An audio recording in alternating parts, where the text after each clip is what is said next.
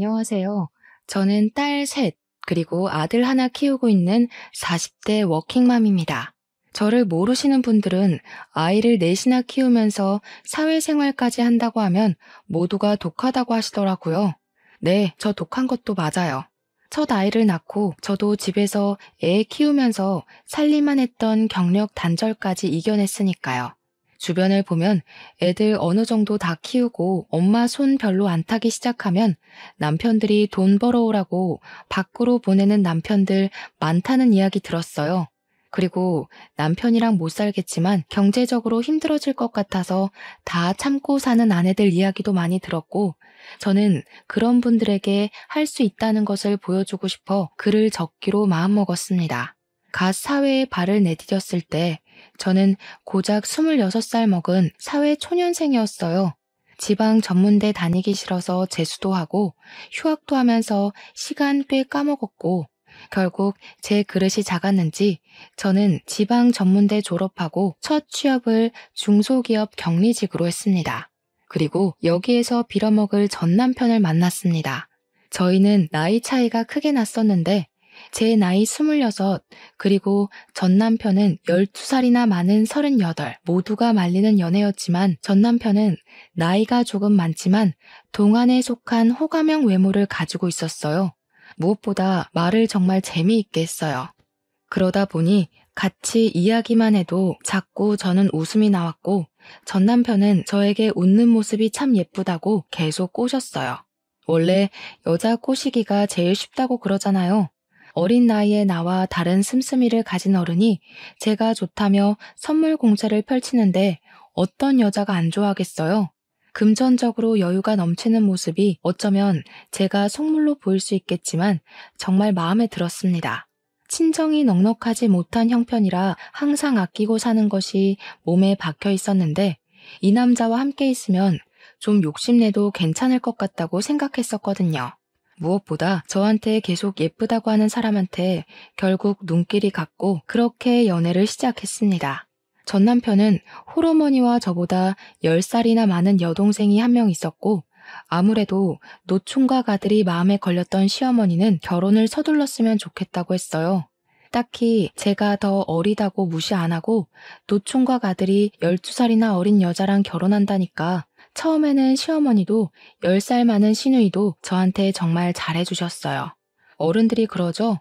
어려서 아무것도 모를 때 시집가야 한다고. 제가 그 말에 속았습니다. 결국 결혼하기로 했고 연애와 결혼 준비 기간 포함해서 1년 만에 저희는 결혼식까지 속전속결로 끝났어요. 큰 트러블도 없이 앞으로 행복하게 살 수 있을 것 같았어요. 물론 처음에는 그랬습니다. 이래서 사람들이 결혼을 하는구나. 안정감 있는 느낌이 너무 좋았어요. 연애랑 결혼이랑 별로 다를 것 없더라고요. 평소와 다 똑같은데 출퇴근을 같이 한다는 것 말고는 전혀 달라진 것도 없었고 오히려 더 좋은 것들이 많았어요. 그냥 퇴근길에 맛집에서 맛있는 음식을 먹고 새로 개봉한 영화도 보고 주말이면 근교로 나들이도 가는데 어른들의 간섭과 통금만 없어진 느낌이라서 너무 좋았습니다. 하지만 달콤함은 너무 짧았고 우리 사이에 아기가 생기면서 많은 변화가 찾아왔어요. 시댁과 친정에서는 남들처럼 굳이 맞벌이 안 해도 남편이 돈 잘 번다는 이유로 아기는 엄마가 키워야 한다고 직접 키우기를 권했고, 남편 역시 제가 회사를 그만두고 집에서 살림하기를 원했어요. 어쩔 수 없이 경력 단절하고 남편에게 생활비 받았으면서 집에서 애 키우고 살림만 하기로 했어요. 처음에는 막막하고 답답하지만 나쁘지는 않았어요. 아침에 일찍 일어나지 않아도 괜찮고 매일매일 주말처럼 느껴지는 여유로운 일상이라서 나름 좋았어요. 하지만 집에서 전업주부로 지내면서 시어머니와 사소한 문제로 트러블이 생겼습니다. 천사처럼 좋던 시어머니는 제가 전업주부로 지내는 모습이 마음에 안 드셨는지 아니면 원래 본 모습이 이런 사람인 건지 모르겠지만 태도가 변하기 시작했습니다. 얘, 너는 친정에도 전화 그렇게 안 하니? 시어머니가 죽었는지 살았는지 궁금하지도 않아? 네가 그렇게 뜨신 밥 먹고 등 따뜻하게 지낼 수 있는 게 누구 덕분인데 이러니? 이런 사소한 부분에서 어린 게 티가 난다니까. 앞으로 일주일에 서너 번은 꼭 전화해라. 처음에는 왜 전화 한 통 안 하냐, 안부 전화는 왜 안 하냐며 서운하다고 하셨지만 오래 가지는 않았어요. 곧 딸이 태어나고 안부 전화에 대한 트러블은 사라졌습니다. 평소에는 전화를 걸어도 딱히 할 이야기가 없어 자주 걸지 않았지만 아이가 태어난 이후로는 특별한 대화가 없어도 영상통화로 아기 얼굴만 좀 보여주면 10분 정도가 지나고 아이가 울면 운다는 이유로 전화를 끊을 수 있었고 그렇게 한동안 다시 평화가 찾아왔었죠. 인생은 고난의 연속이라고 했던 말 태어나서 처음으로 인정하게 되었어요. 아이가 뒤집기를 하고 기어다니고 걷기 시작하면서 육아로 인한 트러블이 너무 많았어요. 애들은 몸에 열이 많잖아요. 매일 땀을 흘리면서 노는 아이에게 얇은 옷을 입히면 추운 겨울에 왜 옷을 얇게 입혔냐? 한창 호기심 많아질 시기에 소파 등반이라도 하면 애가 위험하게 노는데 왜 말리지 않냐면서 사사건건 육아에 참견하시기 시작했어요. 저도 나름대로 육아 서적도 읽고 맘카페에서 정보 공유도 받으면서 아이를 키웠는데 옛날 사고방식을 가진 어른들이 보기에는 못마땅한 것들이 많았나 봐요. 요즘 애들은 육아 공부도 한다는데 너는 그런 것도 안 하니? 아니면 어려서 모성애가 없어서 애를 방치하고 키우는 걸로 보인다. 애들한테 눈 잠시도 떼지 말고 항상 애가 먼저다. 하여튼 요즘 것들은 어머님, 요즘 애들 다 이러고 커요. 오히려 과잉 보호는 좋지 않다고 말도 많고요. 육아는 제가 알아서 할게요. 어머님이 이러시는 거 너무 불편해요. 뭐? 육아도 다 경험이 중요하단다. 어른들이 먼저 경험하고 느낀 거 조언해주면 예 알겠습니다 어머님 하고 받아들여야지. 또 말대꾸만 하고. 어디에서 배운 버릇이니? 육아에 대한 책도 많고 전문가들도 많아서 저도 다 보고 배우면서 키워요.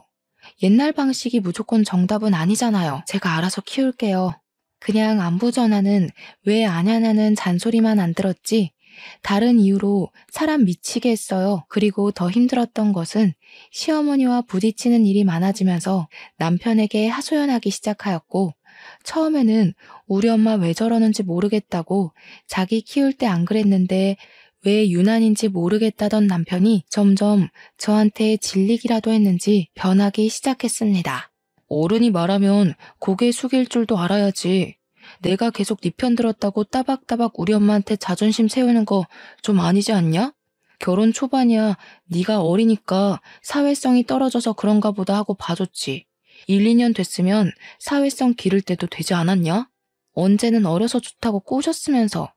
그리고 내 편 한 번만 들어주는 게 그렇게 힘들어요? 해결해달라는 것도 아닌데 육아를 우리가 해야지 왜 어머님이 사사건건 간섭하시는지 저 모르겠어요. 그러니까 자존심 내세워서 우리 엄마랑 싸우지 말고 알겠다, 죄송하다 한마디만 해라. 그게 융통성 있는 거라고. 듣기 좋은 소리도 한두 번 들으면 듣기 싫다는데 내가 언제까지 네 감정 쓰레기통으로 살아야 하냐? 어머님도 힘들게 하는데 당신까지 왜 이래요? 그리고 당신도 살림이나 육아에 전혀 관심 하나도 없고 저 혼자 독박 육아하는 거 불공평한 것 같으니까 앞으로 나눠서 해요. 애를 저 혼자 만든 건 아니잖아요. 집에서 따뜻하게 살림이나 하고 쇼핑만 하고 지내니까 아주 배가 불렀다. 남들은 애 키우면서 밖에서 돈도 벌어다 온다는데 오늘은 또 뭐 샀냐? 쓸데없는 거 샀지?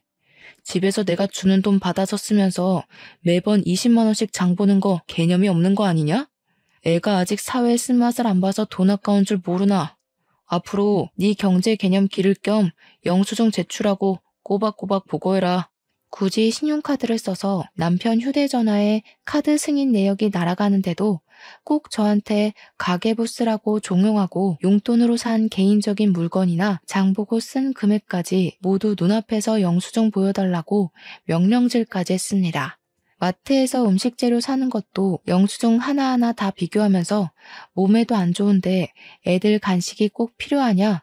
얼마 전에 애들 신발 사지 않았느냐고 애들은 금방 크는데 신발을 또 사줬냐고 잔소리. 아이가 예쁜 것과 돈은 별개인가 봐요. 그렇게 애가 예뻐서 집에 오면 눈에서 꿀이 뚝뚝 떨어지면서 애 입에 들어가는 거 하나하나 다 참견하고 입는 옷이면 신는 신발까지 다 탐탁지 않아 했어요. 아이가 둘째라서 물려받을 옷이라도 있으면 모르겠지만 첫째인데 왜 이렇게 야박하게 구는 걸까요? 그러면서 자기 입에 들어가는 음식은 고기 없으면 밥도 안 먹고 그 나이에 편식하는 사람 처음 봤어요. 혹여나 친정 부모님 생신이라서 선물이라도 하나 해드리면 너무 비싼 거 사드린 거 아니냐고. 자기 엄마는 혼자지만 친정 부모님은 두 분이라서 금액 낮춰야 할 것 같다고 하는데 진짜 너무 정 떨어지고 서운하더라고요. 그리고 제가 자꾸 어려서 모른다, 너무 어리다고 시댁과 남편은 그랬지만 저는 아무리 어려도 집안일에 소홀했던 적 단언컨대 단 한 번도 없었어요. 어린 나이에도 불구하고 시집 오자마자 유산기가 있었던 임신 초기에도 작은 체구의 임신까지 해서 더 힘들었던 만삭 때도 100일도 지나지 않은 갓난아기를 키울 때도 집안 제사나 어버이날, 시어머니 생신 등 단 한 번도 거른 적 없었어요. 심지어 명절이나 제사 때는 애 등에 업고 장보고 음식하고 바닥에 앉아보지도 못하고 친척 어르신들 접대까지 다 했어요. 그렇게 일만 하다가 새벽에 겨우 서너 시간 쪽잠 자면서 새벽부터 또 일어나 차례상 차리고 친척 어르신들 식사 차려도 싫은 소리 한 번 하지 않았거든요. 시어머니는 옛날 사람이라 밖에서 사 먹는 음식 몸에 별로 좋은 거 없다고 외식을 싫어하셨는데 1년에 한 번 있는 생신 때도 매년 집에서 잔치처럼 한상 차림을 해드렸어요. 손이 많이 가는 갈비찜, 잡채, 그리고 식혜까지 전부 다 만들어도 고맙다는 말 한 번도 없이 매년 당연하다는 듯이 저한테 원하셨습니다. 그러다가 제가 마음이 힘들었는지 첫째 낳고는 모든 것이 다 괜찮았었는데 둘째가 생기고 출산 후에는 갑자기 산후 우울증이 와서 몸도 마음도 힘들었던 시기가 있었어요. 갓난아기와 이제 3살 먹은 아이까지 둘을 데리고 명절 지내려고 했더니 감당이 안 될 것 같다는 생각이 들어 처음으로 시어머니께 힘든 내색을 보였었습니다. 어머님, 애를 둘이나 데리고 제사 준비하려니까 너무 힘들어서 그러는데 올해만이라도 제사나 명절 음식은 업체에서 시켜서 할 수 있을까요? 요즘 정말 괜찮은 업체들 많대요. 옛날에는 애 5 낳고도 잘만 했다. 하여튼 요즘 어린 것들은 잔머리만 굴리지. 제사나 명절 음식은 정성이 중요한데 그저 돈 벌려고 하는 사람들이 음식에 정성을 쏟겠니? 매일 집에서 뒹굴뒹굴 우리 아들이 뼈 빠지게 벌어온 돈 쓰기만 하면서 뭐가 힘들다고. 그러면 올해만 음식 준비에 빠져도 괜찮을까요? 둘째 낳은 이후에 너무 몸이 안 좋아서 예전처럼 애까지 돌보면서 음식 준비, 친척 어르신들 대접까지는 조금 힘들 것 같아서요. 죄송해요. 이제 애 둘 낳으니까 세상이 다 네 것 같니? 태훈이가 너 싸고 도니까 네 마음대로 다 될 것 같아? 여우 같은 년, 남자를 어떻게 구워 삶았길래 태훈이가 꼼짝을 못해? 음식 이야기는 못 들은 걸로 하마. 제가 정말 어려서 몰랐던 걸까요? 제 주변 친구들은 요즘 독박 육아나 시집살이는 이혼 사유라던데 산후 우울증은 정말 마음에서 오는 병이 맞는 것 같아요. 시어머니와의 관계가 틀어지니까 점점 더 극심한 스트레스에 불면증도 찾아오고 몸도 아프기 시작했어요. 이렇게 참다가는 정말 큰 병이라도 걸릴 것 같아서 고민 끝에 너무 힘들어서 남편에게 한 번 더 부탁했지만 남편의 입장도 시어머니와 비슷했어요.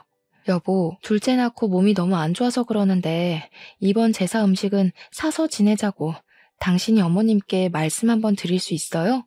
뭐? 내가 너 용돈이랑 생활비를 왜 주는데 집에서 살림만 하는 애가 왜 그 살림조차 하기 싫어하냐? 내가 남들처럼 나가서 돈 벌어오라고 했냐? 돈 많은 처가를 바랬냐? 그냥 애 키우고 살림만 하라니까 그게 싫어? 제가 뭐 이유도 없이 살림하기 싫다고 했나요? 산후 우울증 대부분의 여자가 겪는다고 그러잖아요. 가끔 뉴스에서 산모가 아이와 함께 극단적인 선택까지 했다는 기사를 봤었는데요. 예전에는 저런 선택을 한 아기 엄마는 모성애가 그리도 없을까 하고 생각했었는데 막상 상황이 이렇게 될수록 제가 뉴스에 나오던 그런 엄마가 될 수 있을 것만 같았어요. 결국 남편과 시어머니의 성화에 이기지 못한 저는 갓난아이는 등에 업고 3살 아이는 달래면서 시아버지 제사 준비하게 되었고 시어머니와 시누이는 손가락 하나 까딱하지 않았어요. 애 우는데 보고만 있으면 애가 울음 그치겠어? 좀 달래. 하나밖에 없는 시아버지 제사상 차리기도 싫다고 시위하는 거야 뭐야? 똑바로 좀 하자. 아가씨한테도 하나밖에 없는 아버지 아니에요? 아니면 애들이라도 좀 봐주세요. 애들 보기 싫으시면 음식이라도 도와주시던가요. 저도 몸이 여러 개가 아니잖아요. 혼자서 애도 보랴 음식도 하려고 하니까 진짜 너무 힘들어요. 얘 좀 봐라. 저기요. 눈 똑바로 뜨고 말대꾸하네? 내가 처음부터 너 너무 예뻐해서 만만해? 시집 와서 돈도 안 벌고 남편이 주는 돈으로 호화롭게 지내니까 눈에 보이는 게 없니? 전 타는 냄새 나잖아. 부엌에서 정신을 왜 놓고 있어? 그리고 우리 애들 먹게 과일 좀 깎고. 처음부터 시누이가 저한테 이러지는 않았어요. 시누이가 저보다 10살이 많았지만 그래도 새언니라고 부르면서 저한테 잘해주던 사람이었는데 남편과 시어머니의 행동이 나를 하대하면 하대할수록 시누이도 똑같이 변했어요. 마치 어린 부하 직원 다루듯 반말 찍찍하고 나중에는 새언니라는 호칭조차 쓰지 않았고 혹시나 저를 부를 일이 생기면 여기저기 하면서 손짓으로 불렀습니다. 집안 어른들 다 모인 날이면 부엌대기 다루듯이 이거 해라 저거 해라 사람을 괴롭혔어요. 지금 생각하면 너무 한심하기 짝이 없는 이야기들인데 왜 이걸 미련하게 다 참고 살았냐고 지금은 모두 욕하지만 당시에는 아무래도 친정이 부유한 것도 아니고 그렇다고 제가 좋은 대학을 나와서 학벌이나 경력이 대단한 것도 아니었죠. 이혼하면 당장 먹고 살 걱정이 먼저였고 이런 이유로 어린 2딸 양육권도 빼앗길 것 같은 생각이 들었어요. 크게 집안 행사만 아니면 시댁에서 가정부 취급받을 일도 없었고 남편이랑 살면 경제적으로 어렵지는 않으니까 1년의 날짜로 따지면 한 달도 안 되는 시간 때문에 이혼하고 싶지는 않았던 것 같아요. 그리고 이혼하면 흔히들 말하는 실패한 인생이 될 것만 같아서 그냥 참고 살기로 했어요. 그래도 가정에 충실하던 남편이 어느 순간부터 집에 오는 시간도 평소와 다르게 늦어지기 시작했었어요. 원래 출장을 자주 가지 않았었는데 갑자기 타지며 해외로 출장이 생겼고 평소에도 야근이 잦아지기 시작하면서 살림에는 관심이 없어도 고슴도치 자식 사랑 저리 가라고 애들은 엄청나게 예뻐하고 적어도 육아는 같이 했었던 남편이 얼마나 바쁜지 육아마저 점점 저 혼자서 하게 되었어요. 그렇게 독박 육아와 살림으로 한 달이라는 시간이 어떻게 지났는지 모를 시점에 오래간만에 같이 회사 다니던 과장님이 대뜸 몸은 좀 괜찮냐며 안부 목적 연락했다며 말을 걸어왔어요. 그냥 아이 낳고 몸조리 잘했냐는 의미로 알고 이제 회복 거의 다 해서 소도 때려잡을 수 있다고 농담을 던지자 그래도 애처가랑 결혼 하나는 잘했다고 집사람 아프다고 집에서 애 봐야 한다고 출근 한 달이나 안 하는 남편 흔치 않다며 제가 모르는 이야기를 하기 시작했어요. 여자의 촉이 무섭다는 말 살면서 처음으로 공감했어요. 저 이야기를 듣는데 이건 100% 바람이라는 생각만 들었고 지금까지 살면서 시댁에서 부엌대기 취급이나 받으면서 서럽고 힘들어도 다 참고 가정만 유지하려고 노력한 내가 바보가 된 것 같았어요. 그리고 제가 너무 믿고 따르던 과장님에게 사실대로 다 털어놨습니다. 과장님, 사실 한 달 전부터 남편이 출장이나 야근이 잦다고 집에 자주 안 왔어요. 가끔 집에 오면 옷만 갈아입고 나가는 경우가 더 많았는데 뭔가 느낌이 다른 여자 생긴 것 같아요. 한 달 전부터? 아니, 회사에도 조금 수상한 신입이 하나 있는데 사장님이 자꾸 그 신입만 외근 보내서 자주 사무실에 없는 여직원이 있어. 아직 업무도 모르는 애를 자꾸 외근 보내서 사람들이 다 이상하다고 그러거든. 혹시 이름이나 사진 좀 볼 수 있을까요? 이력서에 있던 증명사진이라도 괜찮아요. 과장님 부탁드릴게요.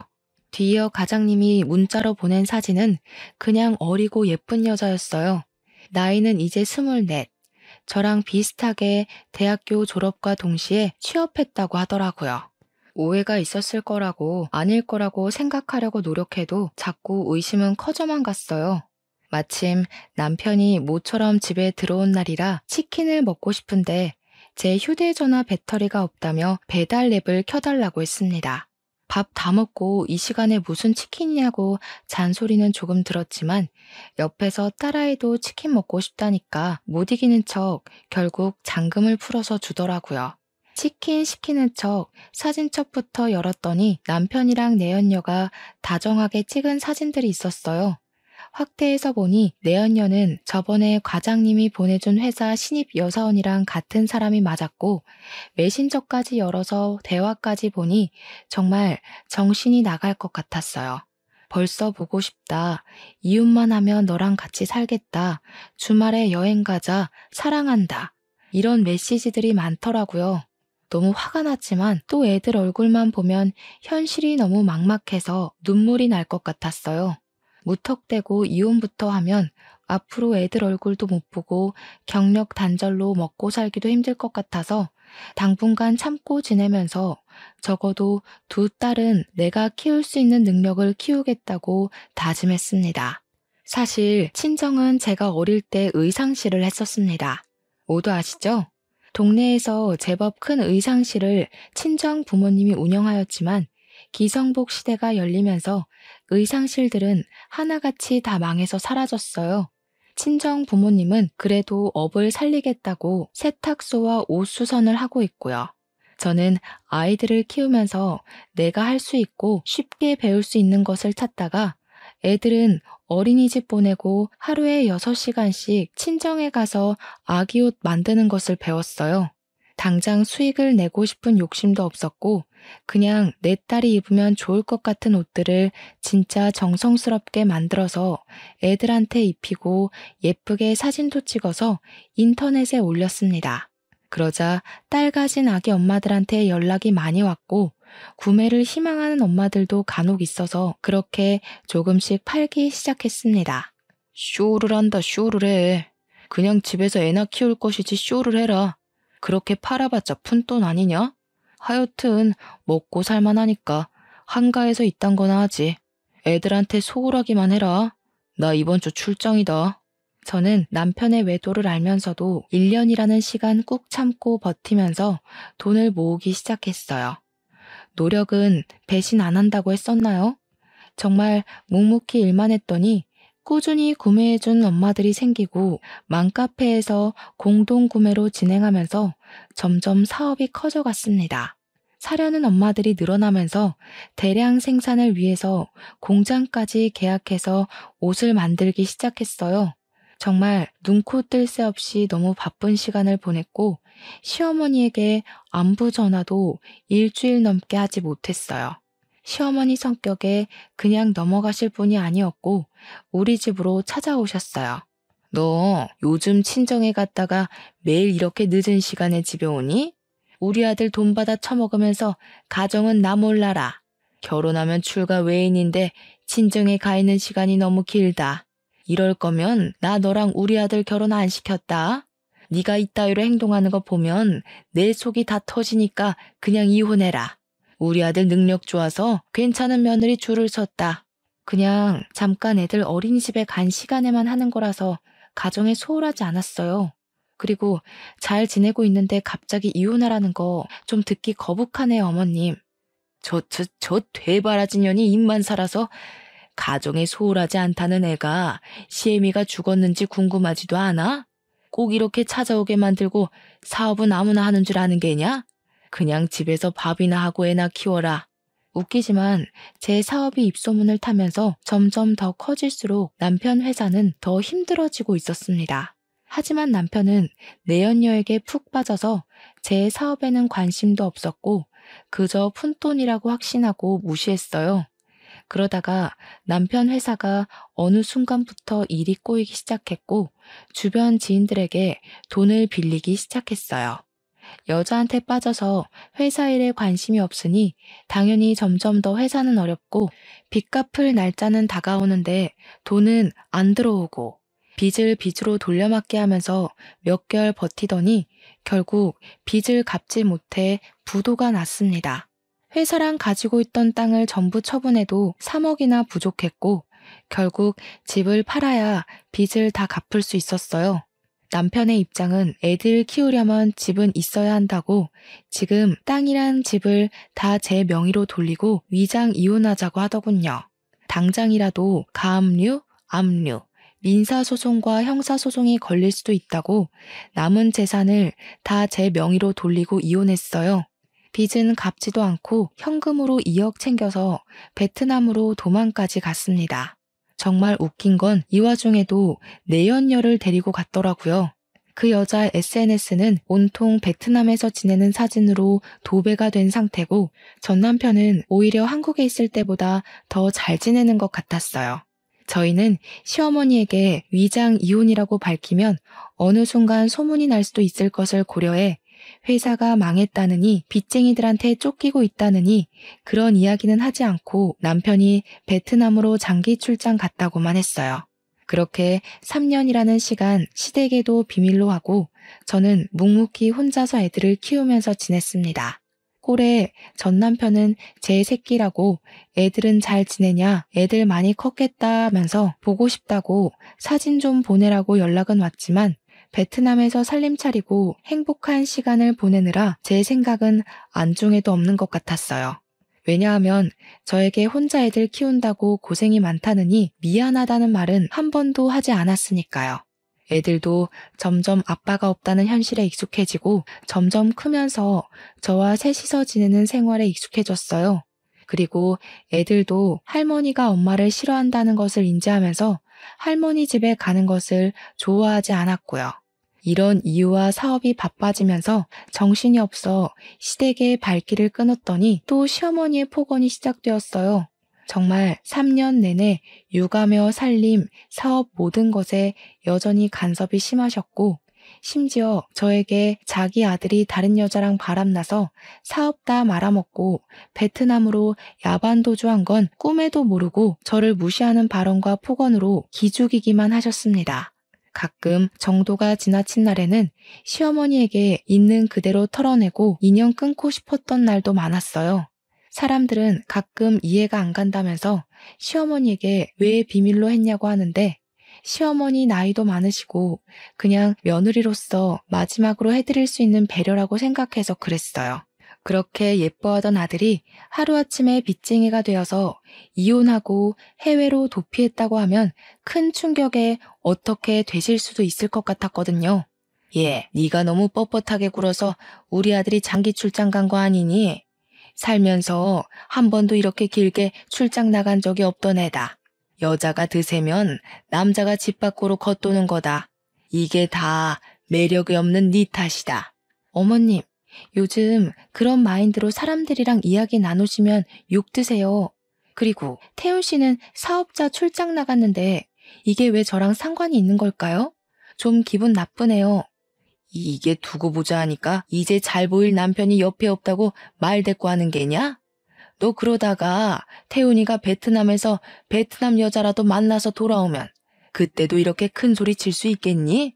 나는 정이고 애들이고 뭐 없다. 그냥 내 아들이 선택한 여자 고를 거니까. 네, 나중에 꼭 그 말 지키셨으면 좋겠어요. 저도 차라리 태훈 씨가 베트남 여자 만났으면 좋겠네요. 그리고 3년 동안 코빼기도 안 보이는 남편이면 사실상 이혼한 거랑 다를 거 없다고 생각해요. 그러니까 어머님도 저한테 이러실 권리 없으세요. 저 아범한테 생활비도 안 받고 제 돈으로 애들 키우고 있으니까. 너 그 사업 누구 덕에 잘 된 것 같냐? 다 태훈이가 벌이가 좋아서 네가 조급함 없게 한 거 아니냐? 그리고 돈 좀 번다고 유세 떠는 거 아니다. 우리 아들은 더 잘 벌어도 너한테 돈으로 유세 안 떨었잖냐. 사람이 가진 것 좀 더 있다고 유세 떨면 복 나간다. 참 뻔뻔하고 제 상식선에서는 대화가 통하지 않아서 저는 한 귀로 듣고 한 귀로 흘리면서 지냈습니다. 그러다가 주말이고 사업이 바빠서 애들이랑 시간을 많이 보내지 못한 것 같아 키즈 카페에 갔어요. 애들끼리 놀고 저는 무료하게 앉아서 멍 때리는데 제가 사업차 계약한 공장 사장님이 혼자 계시길래 가서 간단하게 인사라도 하고 가려고 다가갔습니다. 어머, 안녕하세요. 주말이라고 애들이랑 나오셨나 보다. 되게 다정한 아빠네요. 그런데 혼자 오셨어요? 보통 이런 키즈 카페는 아빠랑 애들끼리는 잘 안 오는데, 주변 테이블만 봐도 다 엄마들만 있잖아요. 정말 대단하세요. 아, 안녕하세요. 애 엄마가 없어서 제가 같이 왔네요. 뭐, 요즘 이혼이 흠은 아니니까. 거래처 사장님들은 대부분 다 제가 이혼한 이유 아시던데, 남한테 별로 관심이 없으시죠? 와이프는 애 태어나고 얼마 안 지나서 저랑 동업하던 친구랑 바람나서 어린 딸도 버리고 도망갔어요. 제가 실수했네요. 남자 혼자서 딸 키우려면 진짜 힘드시겠어요. 한창 엄마 손이 많이 필요한데. 제가 실수로 비밀 하나 들었으니까, 저도 제 비밀 하나 말씀드릴게요. 저도 이혼했어요. 3년 지났나? 남편이 하던 사업 다 말아먹고 위장 이혼하자고 해서 했더니 베트남으로 내연녀랑 도망가더라고요. 그래서 저도 애들 혼자서 키워요. 딸만 둘이거든요. 그렇게 힘든 시간 보내면서 사업까지 하시고 정말 대단하신데요? 저는 애가 하나라서 둘이 여행을 가도 항상 서먹하더라고요. 혹시 다음에 시간 맞으면 애들 데리고 근교라도 좋으니까 주말에 나들이도 다니고 봄에는 소풍이라도 같이 다니실래요? 어휴, 저는 좋죠. 원래 애들은 애들끼리 있으면 자기들끼리 논다고 정신 하나도 없잖아요. 당장 다음 주말에 식물원 같이 가실래요? 저희 애들이 거기 세목이 주는 이벤트가 있다고 가고 싶대서 가기로 했거든요. 그렇게 주말마다 애들 데리고 만나서 좋은 곳도 가고 캠핑도 다니고 바빠서 여행이나 나들이를 갈 수 없으면 저녁이나 점심에 꼭 같이 만나서 외식이라도 했습니다.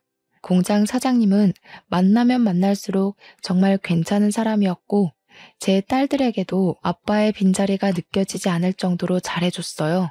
전 남편이 베트남으로 떠나고 아빠를 엄청나게 찾던 아이들이 점점 아빠를 찾지 않았고, 심지어 나중에는 애들도 아저씨가 아빠면 좋겠다고 하는데 마음이 참 좋지는 않았어요. 애들이 지난 3년간 저한테 티는 내지 않았지만 아빠가 아주 필요했던 것 같아서요. 그리고 저는 애초에 처음부터 전 남편을 기다릴 생각도 없었습니다. 저 혼자 애들 키우면서 경제적으로 힘들지 않게 살기 위해서 옷 사업을 시작한 거라 말이 위장 이혼이지만 그저 저에게는 이혼이었어요. 명의 이전한 땅과 집은 위자료 그 이상도 그 이하도 아니라고 생각하고요. 제가 이기적인 거 아니잖아요. 집이랑 땅이라니까 되게 거액을 챙긴 것 같지만 돈으로 따지면 고작 3억입니다. 두 아이를 아빠도 없이 혼자 키우기 위해서 3억도 받으면 안 되나요? 공장 사장님과 비록 애들 때문에 만났었지만 많은 이야기를 하면서 많이 가까워졌고 다정한 모습과 아이들에게 해주는 모습에 반해 좋은 감정으로 만나는 사이로 발전까지 했습니다. 첫째 딸이 7살이 되던 해에 갑자기 애들 초등학교 입학 전에 살림 합치자는 이야기가 나와서 결혼식은 따로 올리지 않았지만 양가 식구들 모시고 간단하게 식사하면서 재혼하게 되었어요. 재혼한 이후로 애들은 친아빠를 찾지 않았고 저도 딱히 애들이랑 전 남편이랑 통화를 시켜주지 않았습니다. 애들은 어느새 자라서 초등학교 입학도 했고 딸만 셋이던 우리는 아들도 하나 생겼어요. 제가 살면서 생각한 가장 이상적인 가정 모습으로 행복하게 지내고 있었는데 갑자기 전 남편이 대뜸 지금 한국에 왔다면서 애들이랑 같이 밥이라도 먹자고 전화가 왔습니다. 계속된 거절에도 전 남편은 포기를 하지 않아 결국 그 식사 자리에는 저 혼자 나갔어요. 이제 애들 갓난아기 아니야. 초등학생이고 요즘 초등학생들 학교며 학원까지 평일에 바빠. 주말 아니면 밥 같이 먹기 힘들어. 그리고 애들이 한창 아빠 찾을 때는 옆에 없다가 이제 안 찾고 잘 지내는데 왜 갑자기 나타나서 이래? 연락 안 했으면 좋겠다 이제. 우리 사정이 다 있었잖아. 그리고 땅도 좀 팔아서 1억만 구해줘. 생활비가 다 떨어져서 잠깐 한국에 왔고 너 귀찮게 할 생각 없어. 돈만 챙겨서 바로 한국 다시 뜰 거야. 1억? 나는 뭐 땅 파서 애들 키워? 5년 만에 나타나서 한다는 소리가 1억 달라는 소리야? 나한테 돈 맡겨놨어? 그리고 내가 이 자리에 나온 이유는 이제 진짜 우리한테 연락 안 했으면 해서 나온 거야. 나랑 애들이랑 지금 잘 지내고 있으니까 다시는 연락하지 마. 그렇게 거절하고 집으로 돌아왔는데 제 뒤에라도 밟은 모양인지 전 남편은 그날 저녁 우리 집에 찾아왔어요. 제가 새 살림 차린 거 보고 전 남편은 소리 지르고 저희 남편한테 주먹질까지 했습니다. 당장 경찰 부르겠다고 저도 소리 지르니까 그제야 멈추더라고요. 경찰이라는 단어에 전 남편은 바로 행동을 멈췄어요. 아무래도 경찰에 잡히면 일이 복잡하게 변하니까 그렇겠죠? 한국에 있는 거 들키면 채권자들이 우르르 자기 찾아서 올 것 같으니까 무섭긴 한 것 같더라고요. 남편은 진정부터 하라며 전 남편에게 들어와서 따뜻한 차라도 한잔 하라며 들어오라고 했습니다. 너 이거 바람인 거 아니야? 우리 이혼한 거 아니고 위장 이혼이야. 정신 나간 년아. 너 이러라고 내가 땅이랑 집 명의 네 이름으로 바꾼 줄 알아? 이럴 거면 다시 내놔라. 그 돈으로 다른 새끼랑 살림 차리라고 준 거 아니라고. 기껏 애들 키우라고 했더니 다른 놈이랑 바람을 피워? 정신 차려. 먼저 다른 여자한테 눈 돌아서 나한테 이혼하자고 했던 거 당신이야. 내가 이혼 안 한다고 그럴 것 같으니까 위장 이혼하자고 꼬신 거 아니야? 내가 틀렸어? 그리고 바람 피우는 거 내가 모를 줄 알았나? 베트남에서 다른 여자랑 살림 차려서 연락 한 번 안 했던 사람이 누군데? 야, 너 이제 뒷조사까지 하냐? 내가 그래서 너한테 무슨 피해를 줬는데 내가 너처럼 살림을 차렸냐? 이거 법 무서운 줄 모르고 자꾸 까부네? 이런 식으로 남자 등쳐먹고 살면 좋냐? 좋은 말 할 때 땅이랑 아파트 내놔라. 소송 걸기 전에. 소송 걸어? 하나도 안 무서워. 이미 우리는 이혼했고 땅이랑 아파트는 양육비 겸 위자료로 받았는데 법이 이걸 어쩌겠어? 소송 걸고 싶으면 걸고 다시는 찾아오지 말고 연락도 하지 마. 누가 땅이랑 아파트를 위자료로 줬대? 위자료도 가정에 충실했던 사람이나 받는 거야. 너처럼 다른 놈이랑 바람나면 못 받는다고. 이혼 취소 소송 걸 거니까 둘 다 콩밥 먹을 준비나 하라고. 화가 머리끝까지 난 전 남편은 그렇게 나가고 정말 얼마 지나지 않아 이혼 취소와 더불어 집, 땅 명의에 관한 고소장이 날아왔지만 남편의 친한 친구가 대형 로펌 변호사라서 도움을 받았어요. 변호사를 통해 집이랑 땅은 채권자들을 피해 해외로 도피한 전 남편이 양육비를 줄 수 없을 것 같다며 양육비와 위자료 목적으로 이혼 당시 전 남편이 저에게 준 거라고 전달했어요. 그리고 이혼 사유에 대해서는 남편의 외도라고 했죠. 당시 전 남편의 휴대전화에서 수집한 내연녀와 찍었던 사진, 메신저 대화 내용들을 다 제출하여 법원에서도 이미 법적으로 우리는 남이고 다시 전 남편이 재산을 되찾아올 수 있는 방법이 없다고 판결났습니다. 판결과 동시에 전 남편은 자기가 가정에 소홀했던 것도 인정한다며 뻔뻔하게 애들 데리고 가겠다는 소리는 안 하겠다고 땅이라도 절반 달라고 싹싹 빌었지만 저는 무조건 안 된다고 했어요. 그리고 저는 왜 갑자기 땅을 찾겠다고 찾아오고 소송까지 걸었을까 의문점이 생겼는데 알아보니까 우리가 이혼하던 당시에 1억도 안 하던 땅이 갑자기 GTX 노선과 신도시 사업으로 땅값이 6억으로 뛰었더라고요. 참 씁쓸했어요. 마지막까지 아이들과 나한테 미련 하나도 없었고 그저 돈만 바라보고 우리를 찾아온 것 같아서. 그리고 이번에 시어머니도 제가 재혼한 사실을 알면서 저한테 대뜸 소박 맞을 년이라고 고래고래 소리를 지르셨어요. 남자 등쳐먹은 년부터 시작해서 장기 출장 간 남편 두고 바람난 년이라고 길에서 머리채 잡고 난리가 났었어요. 너 내 아들이 얼마나 잘했는데 감히 장기 출장 간 사이에 딴 놈이랑 바람이나? 네가 그러고도 사람이냐? 소박 맞을 년아. 내 아들 돈은 다 다시 돌려줘야지. 이거 놓으세요. 어머님 잘난 아들이 바람 피운 거지 저는 바람 아니에요. 이혼하고 어머님 비위 지금까지 맞춰드렸는데 이제 저 어머님 며느리 아니니까 그렇게 굴지 마세요. 그리고 법원에서도 어머님 아들이 바람 피웠다고 다 인정했으니까 이렇게 찾아오지 마세요. 증거 있어? 네가 뭔데 우리 아들 모함이니? 이런 식으로 내 아들 돈 빼돌렸지. 결혼하고 지금까지 그 성깔 드러내고 살 수 없어서 답답하게 어떻게 살았니? 건방진년. 어머님이 그러셨죠. 베트남에서 베트남 여자라도 만나서 오면 어쩔 거냐고. 처음부터 한국에서 바람났고 그 여자랑 베트남에서 살림 차렸어요. 어머님도 그러셨잖아요. 어머님 아들이 좋다는 여자 허락하겠다고.